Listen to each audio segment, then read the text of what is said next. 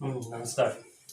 आज हम लोग एक्सरसाइज 1.3 का बाकी क्वेश्चन डिस्कस करेंगे। इसके पिछले वाले क्लास में हमने क्वेश्चन नंबर 4 तक डिस्कस किया था और उसके पिछले वाले क्लास में इन्वर्टिबल फंक्शन से रिलेटेड कुछ प्रॉब्लम किया था, जो इस एक्सरसाइज में आपका क्वेश्चन नंबर 9 है।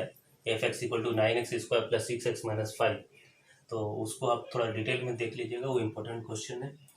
और बाकी एक्सरसाइज का क्वेश्चन को मैं आज डिस्कस करने वाला हूँ।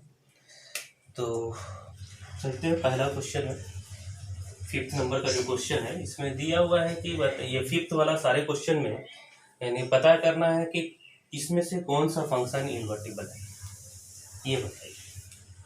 तो हम लोग जानते हैं कि कोई भी फंक्शन इन्वर्टिबल कब होता है। कोई भी फंक्शन इन्वर्टिबल होने का क्या कंडीशन है कि वो फंक्शन क्या होना चाहिए, 1 होना चाहिए और ऑन टू होना चाहिए। तो यहाँ पर यानी देखेंगे कि कौन सा फंक्शन 1 ऑन टू है। जो फंक्शन 1 ऑन टू होगा वो इन्वर्टिबल होगा। जैसे हम लोग यहाँ पर फर्स्ट फंक्शन का बात करते हैं कि f दिया है 1 10 2 10 3 10 4 10। तो यहाँ पर ये देख रहे हैं कि 1 का इमेज 10 है, 2 का इमेज 10। कहने मतलब कि दो डिफरेंट एलिमेंट का सेम इमेज हो गया, मतलब ये फंक्शन 1 नहीं है। 1 नहीं है तो ये इन्वर्टिबल भी नहीं होगा। तो आगे फिर आपको यानी इसका सोचने का जरूरत भी नहीं है कि ऑन टू है या नहीं है। अब जैसे है नेक्स्ट क्वेश्चन, ये g = 5 4 6 3 7 4 8 2। तो देखते हैं क्या क्या कोई दो डिफरेंट एलिमेंट का सेम इमेज है क्या। 1 के लिए चेक कर रहा हूँ। तो यहाँ पर 5 का देखा 4 है और 7 का भी 4 है। तो दो डिफरेंट एलिमेंट का सेम इमेज हो गया, मतलब ये फंक्शन भी 1 नहीं है। तो ये फंक्शन g जो है ये इन्वर्टिबल नहीं होगा। अब आते हैं थर्ड वाले फंक्शन की तरफ। इसमें डिफरेंट एलिमेंट्स, हर एक एलिमेंट 7 9 11 13 सभी डिफरेंट ही है। और तो ये डिफरेंट एलिमेंट का डिफरेंट इमेज है। इसमें डोमेन में 4 एलिमेंट है, चारों एलिमेंट का डिफरेंट इमेज है। तो ये फंक्शन 1 है। फिर आपको देखना है ऑन टू है कि नहीं है। ऑन टू के लिए क्या देखिएगा कि कोडोमेन का हर एक एलिमेंट किसी ना किसी का इमेज होना चाहिए। तो यहाँ पर देख रहा हूँ कि कोडोमेन है 7 9 11 13 और यहाँ पर 7 9 11 13। तो हर एक एलिमेंट जो है किसी ना किसी का इमेज है डोमेन का, जैसे 7 2 का इमेज है। या आप ऐसा भी सोच सकते हैं कि इस फंक्शन का जो रेंज है वो 7 9 11 13 है और कोडोमेन भी 7 9 11 13 है। तो इसलिए ये फंक्शन जो है ऑन टू है। अब ये फंक्शन 1 भी हो गया, ऑन टू भी हो गया, तो इसका मतलब है कि ये फंक्शन इन्वर्टिबल है।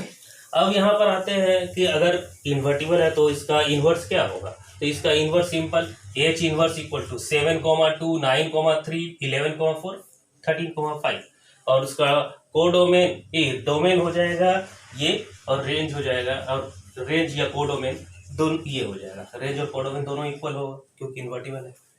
तो इस तरह से इसको हम लोग समझ सकते हैं। नेक्स्ट क्वेश्चन है 6, f from -1 to -1 to set of all real number given by f(x = x/x + 2)। Proof करना है कि ये फंक्शन 1 है। जैसा कि हम लोगों ने उस पिछले इसके वीडियो में देखा था, जो क्वेश्चन नंबर 9 था, f(x = 9x² + 6x - 5), तो उसमें 1 कैसे प्रूफ करते थे। तो उसमें तरीका यही था कि f(x = x/x + 2), तो let x and y belongs to domain, x y belongs to domain. यहां पर डोमेन क्या है, डोमेन है -1 to 1 such that f(x = fy)। अब इसको आप सॉल्व कीजिए। अब इसको सॉल्व कैसे करेंगे, f(x) का वैल्यू क्या है, x/x + 2, y fy का हो जाएगा y/y + 2।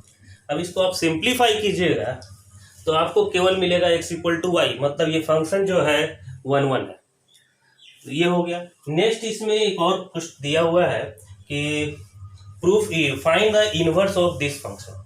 यहाँ पर ध्यान रखना है कि हमें इनवर्स इस फंक्शन का नहीं डिराइव करना है, हमें फंक्शन इनवर्स इस फंक्शन का डिराइव करना है। f from -1 to 1 to range f given by f(x = x/x + 2। तो इन्वर्टिबल फाइंड करने के लिए क्या होता है, आपको दिखाना है कि फंक्शन 1 है और ऑन टू है, और अगर फंक्शन 1 ऑन टू हो गया तो इन्वर्टिबल। तो यहाँ पर मैंने तो पहले ही दिखा दिया 1 यहाँ पर देखिए 1 1 दिखाने के लिए जो इसमें कंडीशन होगा सेम इसमें भी होगा, क्योंकि इस फंक्शन का डोमेन भी वही है, इस फंक्शन का डोमेन भी सेम वही है। तो दोनों फंक्शन, ये फंक्शन 1 1 हो गया। अब देखते हैं कि ऑन टू कैसे होगा। तो इस फंक्शन हम लोगों ने जैसे देखा था कि बोले कि बहुत इजी मेथड, अगर कोडोमेन और रेंज सेम आ जाए तो हो जाएगा।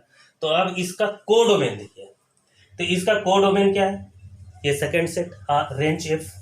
तो codomain equal to range f, that means function is on to.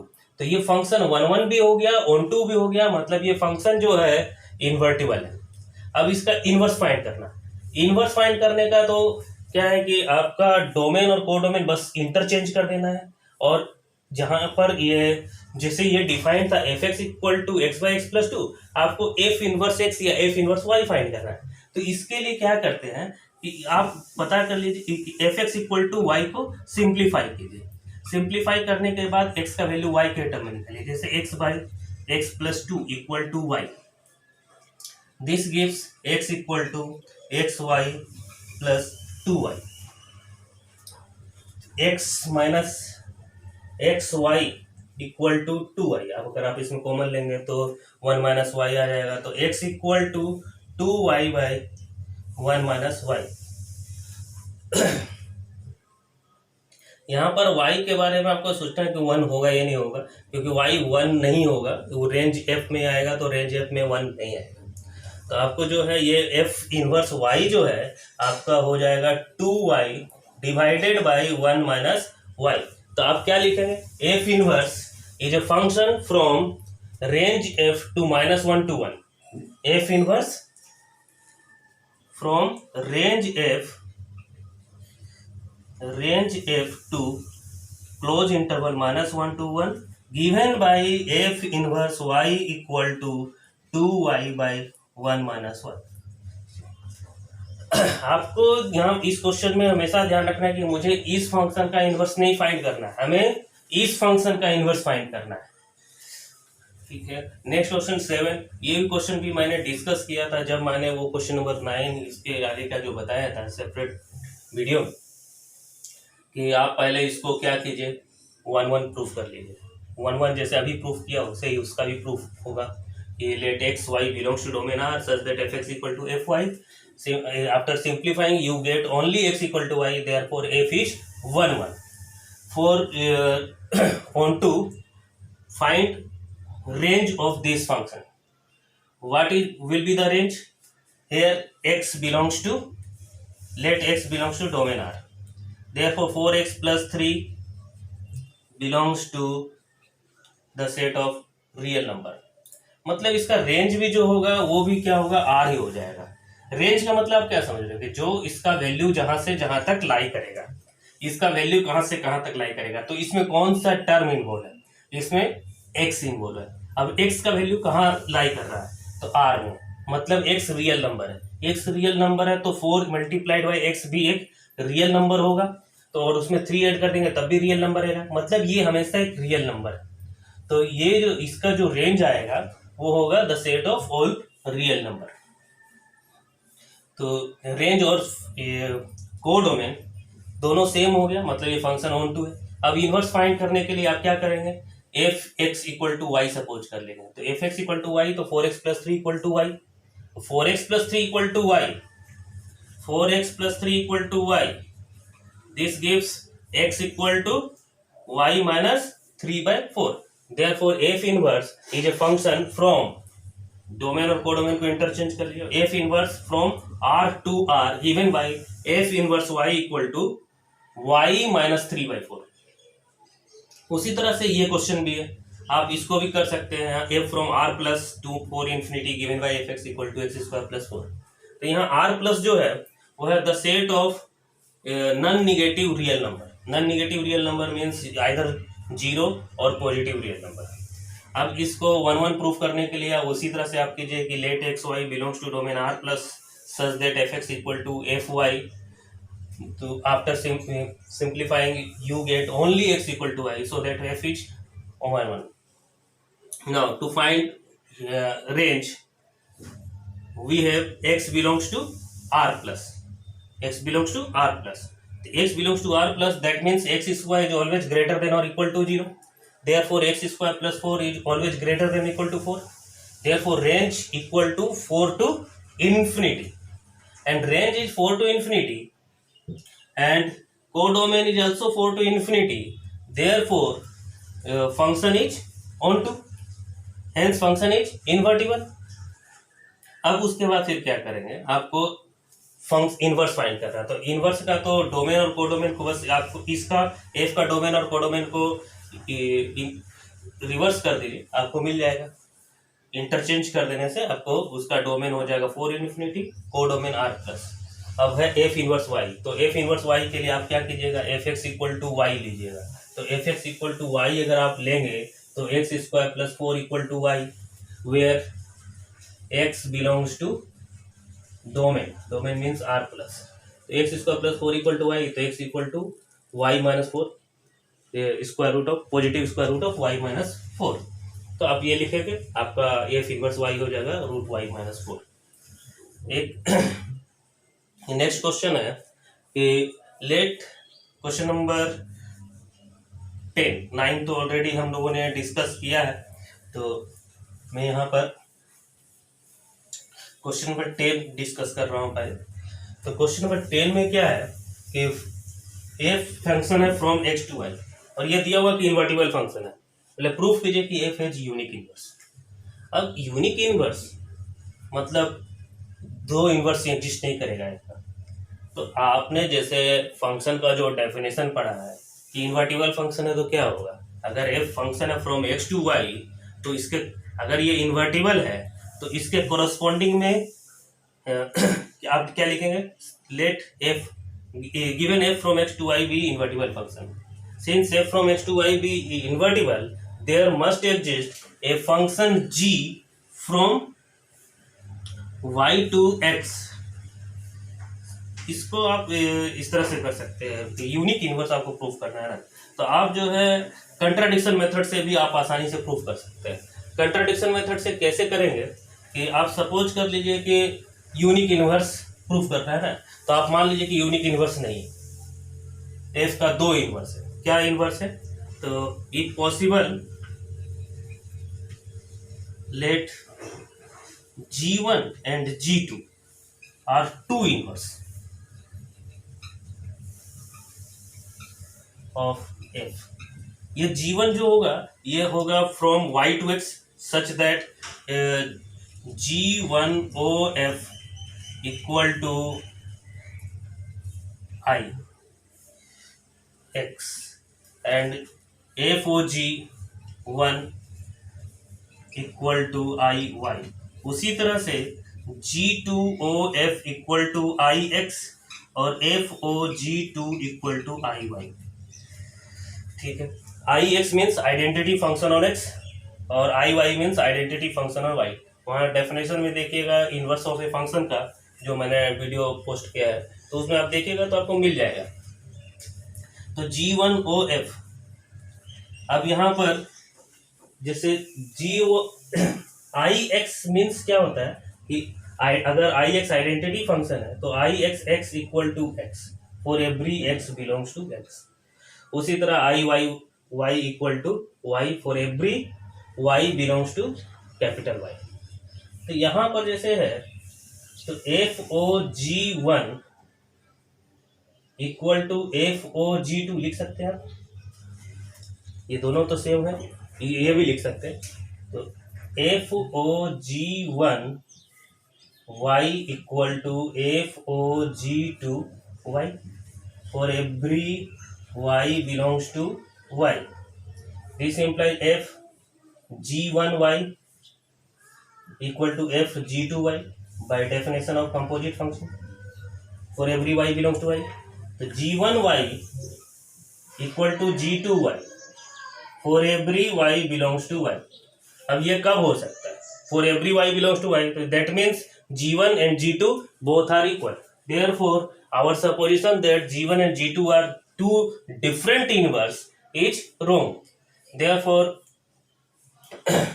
the function is unique inverse.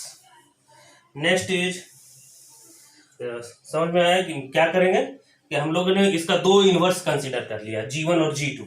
G1 और G2 तो बाय डेफिनेशन आप ये लिख सकते हैं, अब बाय डेफिनेशन ये लिख सकते हैं, तो मैंने इसको कर ले लिया, इसको लिया तो आप ये लिख सकते हैं, इसमें y ऑपरेट कर दिया। y ऑपरेट करने से यहाँ पर आ गया कि G1 और G2 सेम आ गया।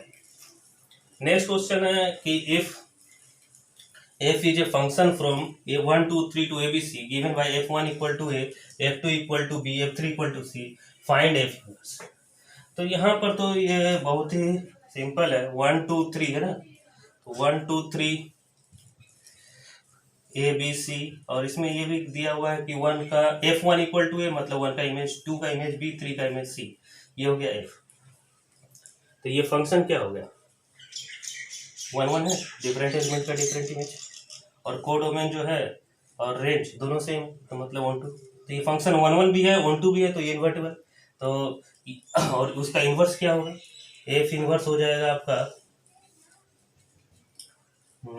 ए बी सी 1 2 3, ठीक है, तो ये हो गया। अब नेक्स्ट क्या पूछा है, प्रूव दैट एफ इन्वर्स का इन्वर्स होगा एफ। तो यहाँ पर देखिए, अब एफ इन्वर्स के बारे में अब डिस्कस करते हैं। अब ये फंक्शन को छोड़ देते, इस फंक्शन के बारे में डिस्कस करते हैं। तो ये फंक्शन जो है 1 1 1 2 है क्या, डिफरेंट एलिमेंट का डिफरेंट इमेज, और कोडोमेन और रेंज सेम, तो मतलब ये फंक्शन 1 1 1 2 है, तो इन्वर्टिबल होगा। तो इन्वर्टिबल है तो एक नया फंक्शन मिलेगा जी फ्रॉम, अगर जी मिलेगा, ये जी जो है एफ इन्वर्स का इन्वर्स है, और इसका कोडोमेन और ये डोमेन इंटरचेंज हो जाएगा।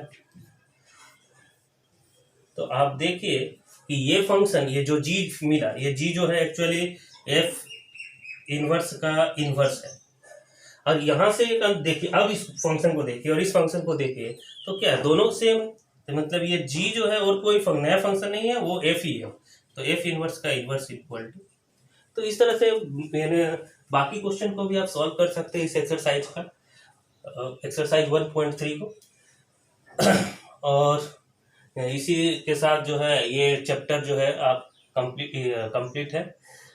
आप मिसलेनियस का भी कुछ क्वेश्चन और सॉल्व कर सकते हैं जहाँ दिक्कत आएगी। और सिलेबस में आपका बाइनरी ऑपरेशन नहीं है, बाइनरी ऑपरेशन वो जो है पिछले साल से ही हट गया है। तो आप जो है exercise 1.1 that is relation, exercise 1.2 में आपका 1 1 1 2 फंक्शन है, और एक्सरसाइज 1.3 जो है इसमें कंपोजिट ऑफ फंक्शन और इन्वर्टिबल फंक्शन से रिलेटेड क्वेश्चन है। इसमें कुछ एक क्वेश्चन और भी है, f x equal to 3 - x³ 1/3 then find f o f x, वो भी अच्छा क्वेश्चन है, इंपॉर्टेंट क्वेश्चन है। तो जो यानी पहले इसके पहले बताएं उसी से सारा बनेगा, आप उसी कंसेप्ट को ध्यान में रखते हुए चलेंगे। और इसमें एक चीज़ और ध्यान रखिएगा कि इस चैप्टर में जितना मैंने बताया है उससे ज़्यादा करने का ज़रूरत नहीं है, क्योंकि उससे जितना ज़्यादा कीजिएगा कन्फ्यूजन क्रिएट होगा। तो पहले तो क्या है कि बेसिक इतना कर लीजिए और बार बार इसको करते रहिए, तो आप देखिएगा कि दूसरे क्वेश्चन में भी प्रॉब्लम नहीं आएगी। और लास्ट टाइम में जब आप एग्ज़ाम का रिवीजन करने जाएंगे तो ये सब चीज़ें एक बार देख के जाएं। और कुछ और आपको प्रीवियस ईयर के क्वेश्चन जैसे है आर डी शर्मा में, वो तो देख सकते हैं कि किस तरह का क्वेश्चन पूछ रहा है। आजकल मल्टीपल चॉइस क्वेश्चन भी ऐड कर दिया है, तो आर डी शर्मा में एक है कि मल्टीपल चॉइस क्वेश्चन का एक पूरा अलग से दिया हुआ ही है, तो आप उसमें उसका हेल्प ले सकते हैं, क्वेश्चन को सॉल्व कर सकते हैं। आपका लगभग 90% क्वेश्चन आप सॉल्व कर सकते हैं। कुछ क्वेश्चन थोड़े मुश्किल होते हैं, तो आप आपस में डिस्कस कीजिएगा फ्रेंड्स से, टीचर से, तो आपको पता चल जाएगा। अब हम लोग नेक्स्ट क्लास में जो है इसके बाद इन्वर्स ट्रिग्नोमेट्रिक फंक्शन स्टार्ट करेंगे। ठीक है, धन्यवाद।